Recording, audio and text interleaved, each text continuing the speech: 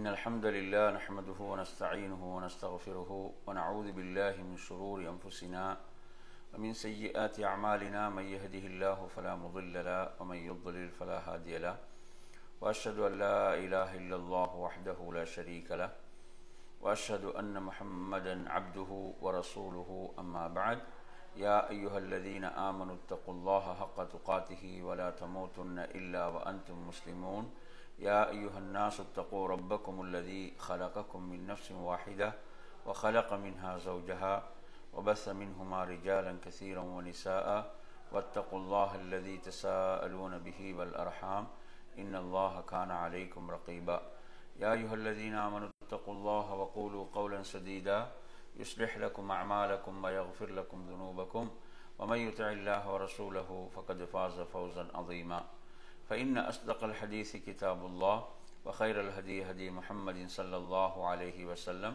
وشر الأمور محدثاتها وكل محدثة بدعة وكل بدعة ضلالة وكل ضلالة في النار. அன்பிற்குரிய அருமை சகோதரர்களே, தாய்மார்களே, சகோதரிகளே, அஸ்ஸலாமு அலைக்கும் வரஹ்மத்துல்லாஹி வபரகாத்துஹு. ஒரு மூமினுடைய வாழ்வில் அல்லாஹ்வின் தூதர் ஸல்லல்லாஹு அலைஹி வஸல்லம் அவர்கள் உன்னதமான வழிகாட்டல்களை ஒரு மூமினுக்கு வழங்கியிருக்கிறார்கள். எனவே ஒரு நாளில் இறுதியாக அமைய வேண்டிய துஆ, இறுதியாக அமைய வேண்டிய பிரார்த்தனை என்ன என்பதை நாம் கற்று அறிந்து அதை நமது வாழ்விலே செயல்படுத்துவோம். இப்போது நான் உங்களுக்கு கூறப்போகின்ற இந்த ஹதீஸ் புகாரியில் 6311வது எண்ணிலே இடம்பெறுகிறது. இதை அறிவிக்கக்கூடிய நபித்தோழர் பரா இப்னு ஆசிப் ரலியல்லாஹு அன்ஹு அவர்கள் சொல்கிறார்கள், அல்லாஹ்வின் தூதர் ஸல்லல்லாஹு அலைஹி வஸல்லம் அவர்கள் கற்றுத்தந்த ஒரு பிரார்த்தனையை அவர்கள் சொல்கிறார்கள். அல்லாஹ்வின் தூதர் ஸல்லல்லாஹு அலைஹி வஸல்லம் அவர்கள் தூங்கச் சென்றால் அவர்கள் என்ன செய்வார்கள், தனது விரிப்பிலே வலப்பக்கமாக திரும்பி என்ன செய்வாங்க, தனது இந்த வலது உள்ளங்கையிலே அந்த உள்ளங்கையின் மீது வலது கன்னத்தை வைத்தவர்களாக என்ன செய்வாங்க, அல்லாஹ்வின் தூதர் தூங்குவார்கள் என்பதையும் சொல்கிறார்கள். அல்லாஹ்வுடைய தூதர் இவ்வாறு பிரார்த்திப்பவர்களாக இருந்தார்கள் என்றும் ரிவாயத்திருக்கிறது. அதே போன்று இவ்வாறு கற்றுக் கொடுத்தார்கள், இவ்வாறு அவர்களுக்கு ஓதுவதற்கு கற்றுக் கொடுத்தார்கள் என்றும் ரிவாயத்திருக்கிறது. அருமையான சகோதரர்களே, இப்போது நாம் இந்த முக்கியமான இந்த பிரார்த்தனையை நாம் அறிந்து கொள்வோம். இந்த பிரார்த்தனையுடைய வாசகங்கள் மிக அற்புதமானவைகள். அல்லாஹ்வின் தூதர் ஸல்லல்லாஹு அலைஹி வஸல்லம் அவர்கள் அந்த வாசகங்களில் எவ்வாறு குறிப்பிடுகிறார்கள், அல்லாஹும்ம அஸ்லம்து நஃப்ஸி இலைக் என்பது என்னுடைய வாசகம். இது புகாரியில் 6311வது எண்ணில் வரக்கூடிய செய்தியில் எப்படி சொல்கிறார்கள் என்று சொன்னால், அதாவது நீர் படுக்கைக்கு செல்கின்ற போது தொழுகைக்காக உது செய்வது போன்று உது செய்து கொள்வீராக. பிறகு உமது வலப்பக்கத்தின் மீது சாய்ந்து படுத்துக் கொள்வீராக. பிறகு இவ்வாறு ஓதுவீராக என்று அல்லாஹ்வின் தூதர் ஸல்லல்லாஹு அலைஹி வஸல்லம் அவர்கள் இந்த பிரார்த்தனையை அந்த நபித்தோழருக்கு கற்றுக் கொடுத்தார்கள். அப்ப இதனுடைய முதல் வாசகம் என்ன, அல்லாஹும்ம அஸ்லம்து நஃப்ஸி இலைக் என்பது. அல்லாஹும்ம அஸ்லம்து நஃப்ஸி இலைக். அப்போ இந்த வாசகத்தை, இந்த துவா முதலாவது நாங்கள் முழுமையாக ஒரு தடவை பார்த்துவிட்டு அதன் பிறகு அதனுடைய மொழிபெயர்ப்பை பார்ப்போம். அல்லாஹும்ம அஸ்லம்து நஃப்ஸி இலைக்.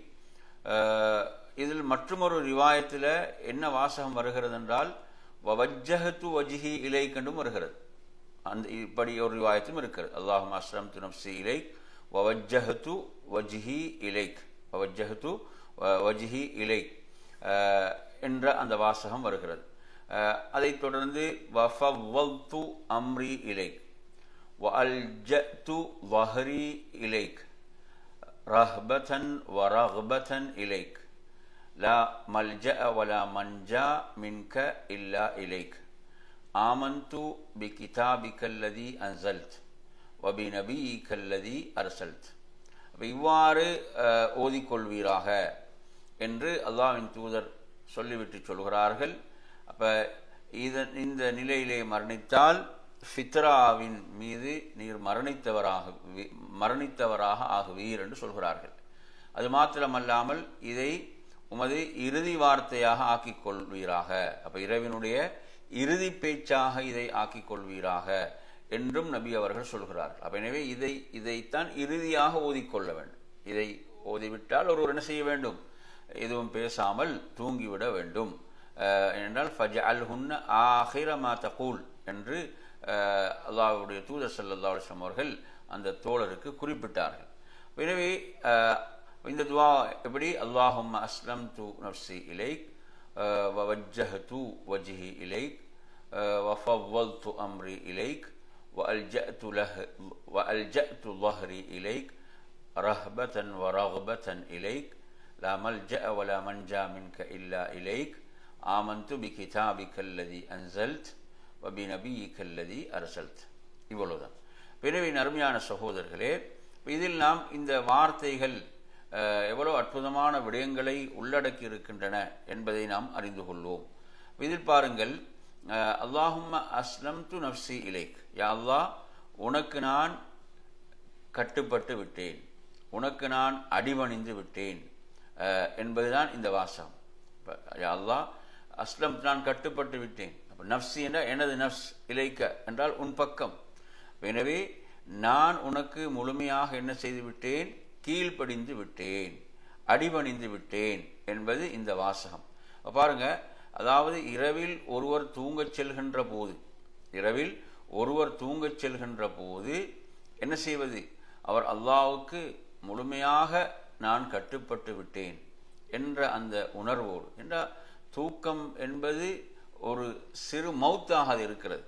அது முன்ன அந்த நேரத்திலும் உயிர் என்பது அல்லாஹ்வின் மூலம் கைப்பற்றப்படுகின்ற ஒரு நிலை. அது அந்த நேரத்திலே ஒருவர் எவ்வாறு தூங்கச் செல்ல வேண்டும் என்பதை அழகாக சொல்லித் தருகின்ற ஒரு அழகான ஒரு துஆவாக இந்த துஆ இருந்து கொண்டிருக்கிறது. எனவே ஒரு மனிதர் என்ன செய்வது? ஒரு முஸ்லிம் நான் முழுமையாக அல்லாஹ்வுக்கு கட்டுப்பட்டு விட்டேன், அந்த நிலையில் அவர் தூங்கச் செல்வது. படைத்த ரப்போடு எந்த ஒரு முரண்பாடும் இல்லாமல், படைத்த ரப்புடைய கட்டளைகளுக்கு மாறு செய்யாமல், அந்த ரப்புக்கு முழுமையாக கட்டுப்பட்ட நிலையிலே ஒருவர் தூங்கச் செல்வது. எனவே நான் உனக்கு முழுமையாக கட்டுப்பட்டு விட்டேன். குர்ஆன்ல நீங்க பார்க்கலாம், சூரத்து நிசாவுடைய 125 வசனத்தில் வமன் அஹ்ஸனு தீனன் மிம்மன் அஸ்லம வஜ்ஹஹு லில்லாஹ். அப்ப மார்க்கத்தால் மிக அழகானவர் யாரு? இந்த வசனத்தில் அல்லாஹ் சொல்கிறான், மார்க்கத்தால் மிக அழகானவர் யார் என்றால் தனது முகத்தை அல்லாஹுக்கு என்ன செய்து கொண்டவர்? கட்டுப்படுத்தி கொண்டவர். அல்லாஹு தாலா இங்கு முகத்தை சொல்கிறான். மனித உடல்ல ஒரு சிறந்த ஒன்றாக முகம் இருந்து கொண்டிருக்கிறது. அல்லாஹு தாலா சொல்கிறான். எனவே மார்க்கத்தால் மிக சிறந்தவர் யாரு? தன்னை அல்லாஹுக்கு கட்டுப்படுத்தி கொண்டவர்.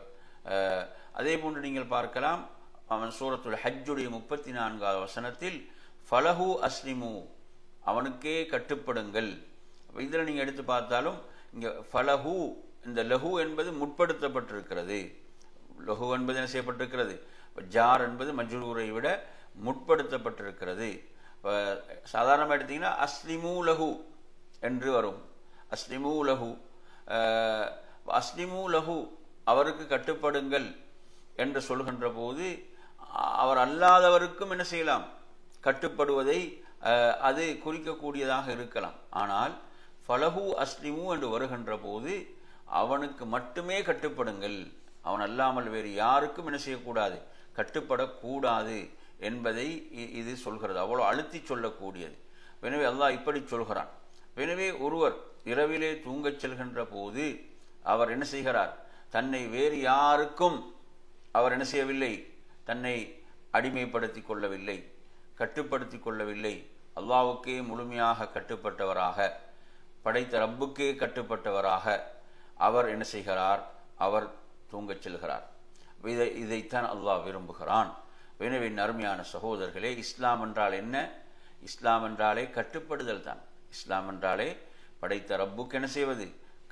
கட்டுப்படுதல் என்பது. அடுத்து அந்த துஆவிலே வரக்கூடிய வாசகம்தான், அதாவது வவஜ்ஜஹ்து வஜ்ஹி இலைக் வவஜ்ஜஹ்து வஜ்ஹி இலைக், நான் என்ன செய்தேன், உன்னையே முன்னோக்கினேன், நான் உன்னையே என்ன செய்தேன், முன்னோக்கினேன் என்ற இந்த வார்த்தை.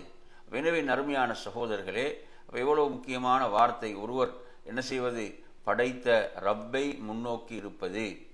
ஒரு மனிதன், நாங்கள் ஒரு மனிதனுடைய உடலில் மிகச்சிறந்ததாக முகம் இருந்து கொண்டிருக்கிறது.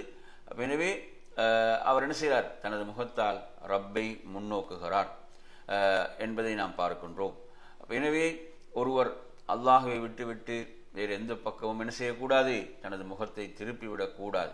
இப்போ இபாதத்தில் கூட நீங்கள் பாருங்கள், இப்போ ஒருவர் தொழுகையில் தனது முகத்தை முன்னால் வைத்து கொண்டிருக்கும் காலமெல்லாம் அல்லாஹும் அவனை முன்னோக்கியவனாக இருக்கிறான். அவர் முகத்தை வேறெங்கும் திருப்பிவிட்டால் என்ன செய்ய, திருப்பக்கூடாது. அப்படி திருப்பிவிட்டால் என்ன செய்வான், அல்லாஹும் திருப்பி விடுவான். எனவே என் அருமையான சகோதரர்களே, இவ்வாறாக வஜ்ஜஹ்து வஜ்ஹி இலைக், அப்போ அவர் தனது அந்த கண்ணியம், அவர் உடலில் மிக சிறப்புக்குரிய அந்த முகத்தை என்ன செய்வது, இறைவன் பால் முழுமையாக திருப்பக்கூடியவராக அவர் இருப்பது என்பதை இந்த துஆவிலே அவர் குறிப்பிடுகிறார். படைத்த ரப்பை முன்னோக்கியவராக அவர் என்ன செய்கிறார், அவர் தூங்கச் செல்கிறார். அடுத்து பார்த்தீங்கன்னு சொன்னால் வஃபவ்வல்து அம்ரி இலைக், அப்படின்னா என்ன, எனது காரியங்களை நான் உன்னிடமே ஒப்படைத்து விட்டேன். எனது அனைத்து காரியங்களையும், எனது காரியங்கள் அனைத்தையும் உன்னிடமே என்ன செய்தேன், ஒப்படைத்தேன். எனவே இது எவ்வளவு முக்கியமான ஒரு விஷயம்.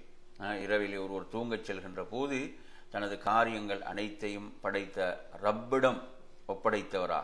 சிலரை பார்த்தீங்கன்னா இரவிலே தூங்கச் செல்கின்ற போது அவரது வாழ்க்கையில் உள்ள பிரச்சனைகள், அவரது கஷ்ட நஷ்டங்கள், அவரது கடன் சுமைகள், இதெல்லாம் என்ன செய்யும், அவரது தலையில் இருக்கும், அவரை அது தூங்க விடாது, தூங்க விடாமல் தடுத்து கொண்டிருக்கும். ஆனால் இந்த துவாவை பாருங்கள், எவ்வளோ அற்புதமான ஒரு துவா. அந்த உள்ளத்தில் உள்ள சுமைகளை எல்லாம் இறக்கி வைக்கக்கூடிய அழகான ஒரு துவா, அழகிய ஒரு பிரார்த்தனை. என்ன, எனது சகல காரியங்களையும் நான் என்ன செய்து விட்டேன், உன்னிடமே நான் ஒப்படைத்து விட்டேன். இதுதான் உண்மையான தவக்குலாக இருந்து கொண்டிருக்கிறது. ஒரு மனிதர் இந்த உலகத்தில் ஒன்றை அடைவதற்கு மார்க்கம் அதற்கு வழிகாட்டி இருக்கிறது. மார்க்கம் சொன்ன வழியிலே அதற்கான முயற்சிகளை அவர் செய்வது. ஆனால் அவரது உள்ளம் என்ன செய்யும், படைத்த ரப்போடு தொடர்புடையதாக இருக்கும், படைத்த ரப்போடு தொடர்புடையதாக இருக்கும். அந்த படைப்பினங்களோடு அல்ல, படைத்த ரப்போடு தொடர்புடையதாக அந்த உள்ளம் இருந்து கொண்டிருக்கும். எனவே நறுமையான சகோதரர்களே, ஒருவர் தனது காரியங்களை எல்லாம் அல்லாஹ்விடத்திலே ஒப்படைத்தல் என்பது அதுதான் உண்மையாக இந்த இஸ்லாமாக தீனாக இருந்து கொண்டிருக்கிறது. யார் தனது காரியங்களை அல்லாஹ்விடம் ஒப்படைப்பாரோ அவர் ஒருபோதும் கைவிடப்பட மாட்டார். எனவே நறுமையான சகோதரர்களே, வமை யதவக்கல் அலல்லாஹி ஃபஹுவ ஹஸ்பு, யார் அல்லாஹ்வின் மீது தவக்குல் வைக்கிறாரோ அவருக்கு அல்லாஹ் போதுமானவனாக இருக்கிறான். எனவே நறுமையான சகோதரர்களே, இன்று படைத்த ரப்பின் மீது முறையான நம்பிக்கை இல்லாத காரணத்தால் அவன் என்ன செய்கிறான், உளரீதியாக நிறைய நெருக்கடிகளுக்குள்ளாகின்றான். அவன் அனைத்தையும் சிந்தித்து சிந்தித்து சிந்தித்து படைத்த ரப்பின் மீது முறையான நம்பிக்கை, ஈமான் இல்லை, என்ன செய்து அவன் மன அழுத்தங்களுக்கெல்லாம் உள்ளாகிறான். இங்கே எவ்வளோ அழகான தீர்வை மார்க்கம் சொல்லித் தருகிறது என்று பாருங்கள். அல்லாஹ்விடத்தில் அவன் தனது காரியங்களை ஒப்படைத்து விட்டான் என்று சொன்னால், என் அருமையான சகோதரர்களே, அல்லாஹ் நிச்சயமாக அவனை கைவிட மாட்டான் என்பதை நாம் புரிந்து கொள்ள வேண்டும். எனவே நாம் பார்க்கின்றோம், அதாவது ஃபிர்அவுனுடைய சபையிலே ஃபிர்அவுனுடைய குடும்பத்தை சேர்ந்த ஒருவர் இஸ்லாத்தை ஏற்று ஈமானை ஏற்று அதை தன்னில் மறைத்து கொண்டிருந்தார். அவர் நபி மூசா அலைஹிஸ்ஸலாத்துக்காக அந்த அநியாயக்கார ஃபிர்அவுனுக்கு முன்னால் அந்த சபையிலே குரல் கொடுத்தார். எனவே அதன் பிறகு ஃபிர்அவுன் தனக்கு சூழ்ச்சி செய்ய போகிறான் என்பதை அவர் அறிந்து கொண்ட போது என்ன செய்தார், அவர் தனது காரியத்தை அல்லாஹ்விடத்திலே நான் ஒப்படைக்கிறேன் என்று சொன்னார். தனது காரியத்தை நான் அல்லாஹ்விடமே ஒப்படைக்கிறேன் என்று சொன்னார். அல்லாஹு தஆலா சொல்கிறான், அல்லாஹு தஆலா அந்த ஃபிர்அவுனுடைய சூழ்ச்சியிலிருந்து அவரை பாதுகாத்தான். அப்போ அவர் தனது காரியங்களை அல்லாஹ்விடம் ஒப்படைத்து விடுகிறார். உடனே அந்த குர்ஆனுடைய வசனத்தை நீங்கள் சூரத்துல் மூமினில் எடுத்து படித்து பார்த்தீங்கன்னு சொன்னால், அல்லாஹ் என்ன செய்தான், அந்த அவர்களுடைய சூழ்ச்சியிலிருந்து அல்லாஹ் அவரை பாதுகாத்ததாக குறிப்பிடுகிறான்.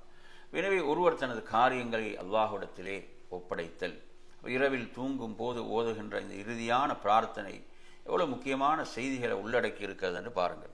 அடுத்து வல்ஜஅது வஹ்ரி இலைக், வல்ஜஅது லஹ்ரி இலைக், அதாவது இதிலே என்ன சொல்கிறது என்று சொன்னால், எனது முதுகை உன் பக்கமே நான் திருப்பினேன் என்று சொன்னால், அருமையான சகோதரர்களே, இதுவும் அல்லாஹின் மீதுள்ள அந்த நம்பிக்கை, அந்த அல்லாஹின் மீதுள்ள உறுதியான நம்பிக்கையை வெளிப்படுத்துகின்ற வார்த்தைகள். அல்லாஹ் சிறந்த பாதுகாவலனாக, சிறந்த உதவியாளனாக இருக்கிறான். அரபுல சொல்லுவாங்க, ஃபுலானுன் லஹு லஹர் என்று சொல்வார்கள். அப்படின்னு என்ன, அவருக்கு ஒரு முக்கியமான இடம் இருக்கிறது என்று சொல்லுகின்ற போது அந்த லஹர் என்ற முதுகென்ற வார்த்தையை பயன்படுத்துவார்கள். எனவே ஒருவர் என்ன செய்வது, தனது முதுகை நான் உன் பக்கம் திருப்பிவிட்டேன் என்று குறிப்பிடுவது என்பது அல்லாஹின் மீது அவர் கொண்டிருக்கக்கூடிய நம்பிக்கையை வெளிப்படுத்துகின்ற வார்த்தைகளாக இருக்கின்றன. அதே போன்று ரஹ்பத்தன் வரஹ்பத்தன் இலைக், ரஹ்பத்தன் வரஹ்பத்தன் இலைக் என்று வருகிறது. இந்த வார்த்தைகள் என்ன என்று சொன்னால், உனது அருளை ஆதரவு வைத்தவனாக, உனது தண்டனையை பயந்தவனாக என்பதை சொல்லுகின்ற வார்த்தைகள். எனவே அருமையான சகோதரர்களே, இது மிக முக்கியமான வார்த்தைகள். அதாவது ஒருவர் அல்லாஹுடைய அருளின் மீது அவருக்கு இவ்வளவு ஆதரவு இருக்க வேண்டுமோ, அதே போன்று அவனது தண்டனை பற்றிய அச்சமும் இருக்க வேண்டும். இந்த இரண்டும் என்ன செய்யணும், பேலன்ஸாக இருக்க வேண்டும். ஒருவருக்குள் இந்த இரண்டும் பேலன்ஸாக இருக்க வேண்டும். ஒன்றை விட ஒன்று மிகைத்து விடக்கூடாது, ஒன்றை விட ஒன்று மிகைத்து விடக்கூடாது. அல்லாஹுடைய அருளின் மீது ஆதரவும், அல்லாஹுடைய தண்டனை பற்றிய அச்சமும் பயமும் இருக்க வேண்டும். இது குர்ஆன்ல நிறைய இடங்கள்ல இந்த விஷயம் என்ன செய்யப்படுகிறது, சொல்லப்படுகிறது. இது சொல்லப்படுகிறது. எனவே நாம் அல்லாஹுடைய அருளை ஆதரவு வைக்க வேண்டும், அதே போன்று அவனுடைய தண்டனையை பயப்பட வேண்டும். பாவம் செய்து செய்து செய்து என்னது, அல்லாஹுடைய அருள் எவ்வளவு விசாலமானது என்று ஒருவர் என்ன செய்யக்கூடாது, தன்னை அழிவில் போட்டுக்கொள்ளக்கூடாது. அதே போன்று நல்ல அமல்கள் செய்யக்கூடியவர்களும் அல்லாஹுடைய அருளை ஆதரவு வைப்பதோடு அல்லாஹுடைய தண்டனை என்ன செய்ய வேண்டும், பயப்பட வேண்டும் என்றது இந்த பகுதிகள் மிக முக்கியமானவைகள். அப்போ அதையும் இந்த துஆ உள்ளடக்கி இருப்பதை பார்க்கின்றோம். ஒருவர் இரவிலே தூங்கச் செல்லும் போது இவ்வாறான இந்த வார்த்தைகள். அதே போன்று எடுத்தீங்கன்னு சொன்னா, லா மல்ஜ வலா மஞ்சா மின்க இல்லா இலைக் என்று வருகிறது. அப்போ இந்த வார்த்தைகளை பொறுத்தவரையில் அடுத்து என்ன, அதாவது உன்னிடமிருந்து தப்பிக்கவும் ஒதுங்கிடவும் உன்னை தவிர வேறு என்ன புகலிடம் இல்லை. அப்போ எனவே அருமையான சகோதரர்களே, படைத்த ரப்பை விட்டு எங்கும் ஒருவனுக்கு என்ன செய்ய முடியாது, தப்பித்து செல்ல முடியாது. அவனது ஆட்சிக்குள்ளும் அதிகாரத்துக்குள்ளும் தான் ஒவ்வொருவரும் இருந்தாக வேண்டும். நாங்கள் பார்க்குறோம், சில குற்றவாளிகள் நீதிமன்றங்களில் என்ன செய்கிறாங்க, நீதிமன்றங்களில் தீர்ப்புகள் கொடுக்கின்ற போது அல்லது அவர்கள் பிணையிலே விடுதலையாகின்ற போது என்ன செய்வார்கள், வெளிநாடுகளுக்கு பயணம் செய்வது தடை என்று அந்த தடையும் சேர்த்து போட்டு விடுவார்கள். ஏன், ஒரு இடத்தில் தப்பித்து இன்னொரு இடத்துக்கு சென்று விடலாம் என்ற நிலை மனிதர்களுக்கு மத்தியில், மனித ஆட்சியாளர்களுக்கு மத்தியிலே, மனித ஆட்சியாளர்களுக்கு மத்தியில் இவைகள் சாத்தியம்.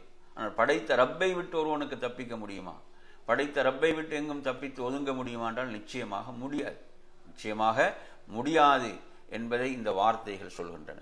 அதேபோன்று ஆமன்து பி கிதாபிக்கல்லதி அன்ஸல்த் வ பி நபியிக்கல்லதி அர்ஸல்த், நீ அருளிய வேதத்தை நான் ஈமான் கொண்டேன். அப்போ இங்கு கிதாப் என்று சொல்லும் போது அல்லாஹ் அருளிய அனைத்து வேதங்களையும் அதனை செய்யும், உள்ளடக்கக்கூடியது.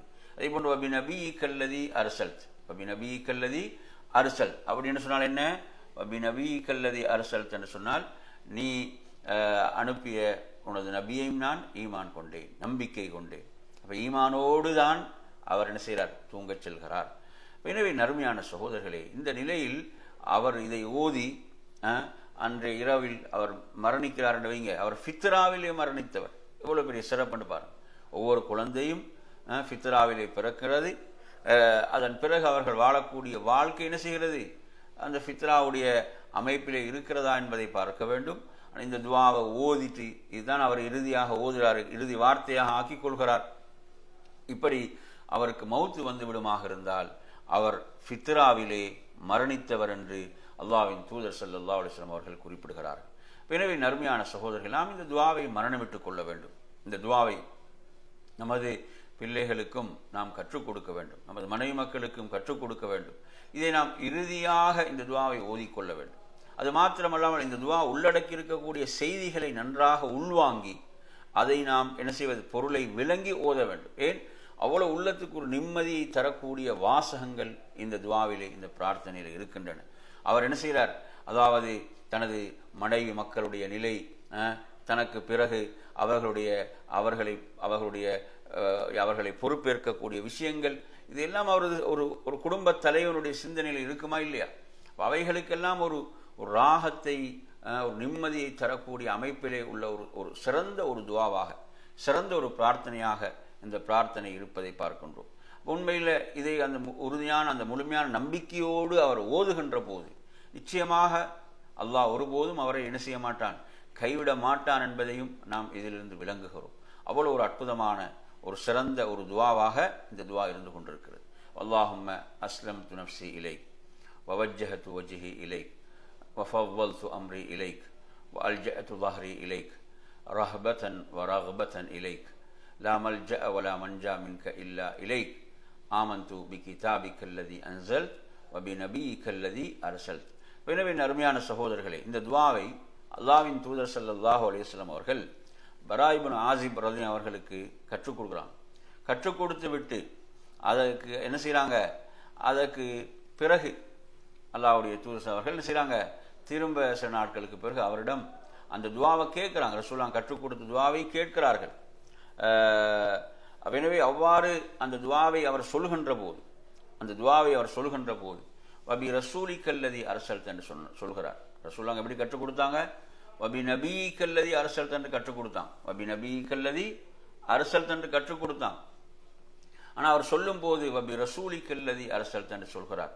ரசூலுல்லாஹ் சொன்னாங்க, இல்லை, நான் எப்படி கற்றுத்தந்தேனோ அவ்வாறே சொல்லுங்கள், வபி நபி கல்லதி அரசல். எனவே மார்க்கத்தை பொறுத்தவரையில் அல்லாஹுடைய தூதரம் எப்படி நமக்கு கற்றுத்தந்தார்களோ, வழிகாட்டினார்களோ, அப்படித்தான் நாம் மார்க்கத்தை பின்பற்ற வேண்டுமே தவிர நாம் விரும்பியபடி